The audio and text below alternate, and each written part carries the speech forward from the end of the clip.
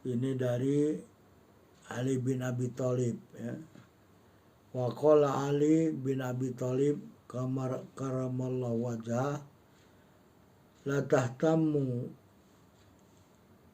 tahtimmu likillatil amal wahtimmu lil qabul fa inna Nabiya sallallahu alaihi wasallam qol li Mu'adz bin Jabal akhlisil amal yujaziuka minhul qalil.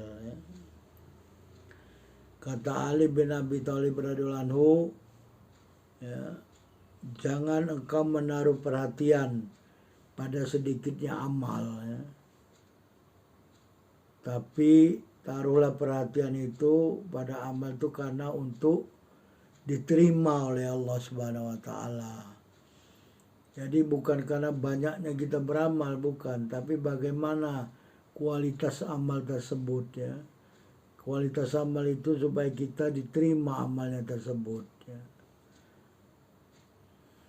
Karena sesungguhnya Nabi SAW telah bersabda kepada Mu'adz bin Jabal, ya.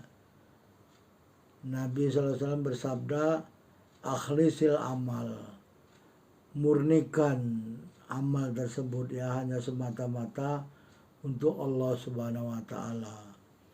Niscaya amal yang sedikit itu yang ikhlas karena Allah Subhanahu wa taala itu akan mendapat balasan dari Allah Subhanahu wa taala, ya. Jadi engkau akan mendapat balasan dari Allah Subhanahu wa taala karena sedikitnya amal yang ikhlas yang telah engkau perbuat, bukan karena banyaknya amal tapi tidak ikhlas. Jadi berdasarkan hadis ini kita fokus, ya. Kita fokus kepada kualiti amal kita, ya. Bukan kepada kuantiti, ya. Banyak kalau riya, banyak kalau sum'ah, banyak kalau ujub, ya. Naudzubillah, tak ada gunanya. Sampai kita nanti menghadap Allah, kita minta balasannya dari Allah. Tapi kata Allah, dusta kamu, kata Allah.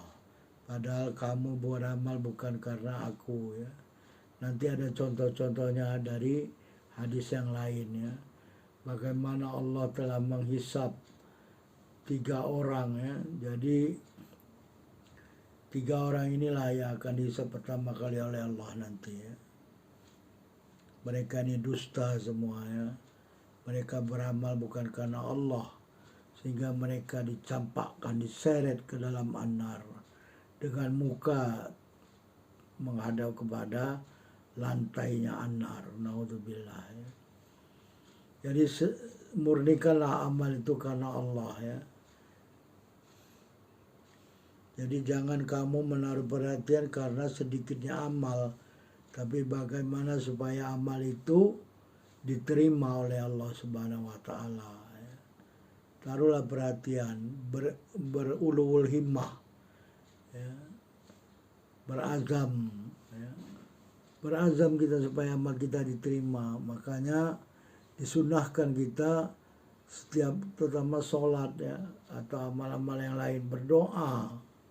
Karena doa ini adalah satu harapan supaya amal kita itu diterima, ya.